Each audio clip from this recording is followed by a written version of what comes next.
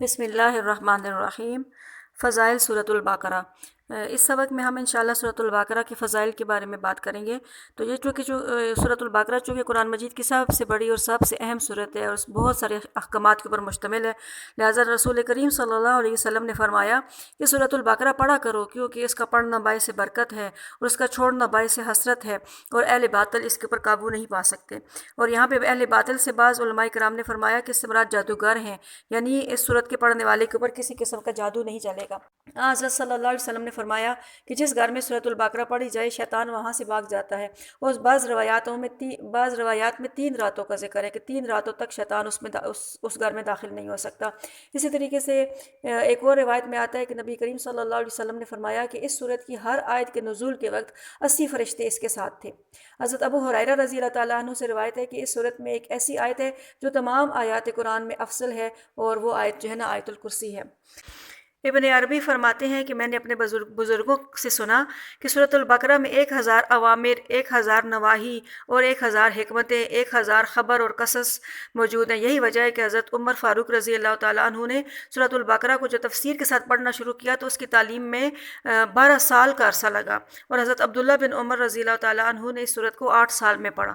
تو مراد یہ ہے کہ اتنے زیادہ احکامات ہیں ان کے اندر کہ وہ صحابہ جن کی اپنی زبان میں نازل ہوا، جن کے سامنے یہ صورت نازل ہو رہی تھی، اس کے باوجود ان کو اس کو سیکھنے میں اتنا زیادہ ٹائم لگا۔ صحیح بخاری میں ہے کہ حضرت اسعید بن خزیر رضی اللہ تعالیٰ عنہ نے ایک مرتبہ رات کو سورۃ البقرہ کی تلاوت کی۔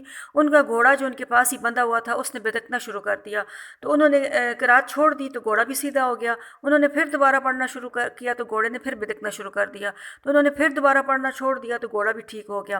تیسری مرتبہ بھی یہی ہوا، تو چونکہ ان کے صاحبزادے جو ہے گھوڑے کے پاس ہی لیٹے ہوئے تھے، اس لیے انہیں ڈر معلوم ہوا کہ کہیں بچے کو چوٹ نہ لگ جائے، تو قرآن کا پڑھنا بند کر کے بچے کو اٹھا لیا۔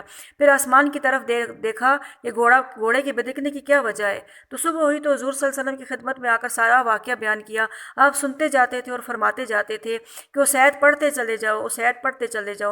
تو حضرت اسید نے کہا کہ جب تیسری مرتبہ بھی ایسے ہوا تو مجھے بچے کی وجہ سے پڑھنا بند کرنا پڑا، تو اب جو نگاہ اٹھائی تو کیا دیکھتا ہوں کہ ایک بڑی نورانی چیز ابر کی طرح سایہ فگن ہے، اس میں چراغوں کی سی روشنی ہے، بس میرے دیکھتے ہی دیکھتے وہ اوپر کو اٹھ گئی۔ تو آپ صلی اللہ علیہ وسلم نے فرمایا کہ جانتے ہو کہ یہ کیا چیز تھی؟ یہ فرشتے تھے جو تمہاری آواز کو سن کر قریب آ گئے تھے، اور اگر تم پڑھنا موقوف نہ کرتے تو وہ صبح تک یوں ہی رہتے اور ہر شخص انہیں دیکھ لیتا۔ اس کے قریب ایک واقعہ حضرت ثابت بن قیس بن شماس رضی اللہ تعالیٰ عنہ کا بھی ہے کہ ایک مرتبہ لوگوں نے حضور صلی اللہ علیہ وسلم کی خدمت میں عرض کی کہ گزشتہ رات ہم نے دیکھا کہ رات بھر حضرت ثابت کا گھر نور کا بکا بنا رہا اور چمکدار روشن چراغوں کی طرح سے جگمگاتا رہا۔ تو حضور صلی اللہ علیہ وسلم نے فرمایا کہ شاید انہوں نے رات کو سورہ بقرہ پڑھی ہوگی۔ جب ان سے پوچھا تو انہوں نے کہا کہ سچ ہے، رات کو میں سورہ بقرہ کی تلاوت میں مشغول تھا۔ نبی کریم صلی اللہ علیہ وسلم نے سورۃ البقرہ اور سورہ آل عمران کے بارے میں فرمایا کہ یہ دونوں صورتیں سیکھو، یہ دونوں نورانی صورتیں ہیں، اپنے پڑھنے والے پر صاحبان جب بادل جب پرندوں کی جھنڈ کی طرح قیامت کے دن سایہ کریں گی۔ قرآن پڑھنے والا جب قبر سے اٹھے گا تو دیکھے گا کہ ایک نوجوان نورانی چہرے والا شخص اس کے پاس کھڑا ہوا ہے۔ وہ کہتا ہے کہ کیا آپ مجھے پہچانتے ہیں؟ تو وہ شخص کہے گا کہ نہیں، تو وہ جواب دے گا کہ میں قرآن ہوں جس نے تجھے دن کو بھوکا پیاسا رکھا اور راتوں کو بستر سے دور بیدار رکھا۔ ہر تاجر اپنی تجارت کے پیچھے ہے، لیکن آج سب تجارتیں تیرے پیچھے ہیں۔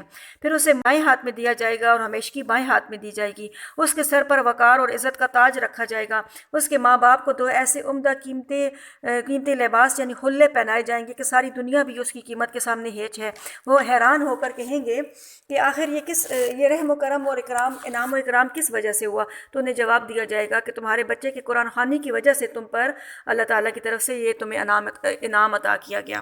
اسی طرح مسند احمد کی ایک حدیث میں ہے کہ قرآن پڑھا کرو، یہ اپنے پڑھنے والوں کی قیامت کے دن شفاعت کرے گا، اور 2 نورانی صورتیں سورہ بقرہ اور سورہ آل عمران پڑھتے رہا کرو۔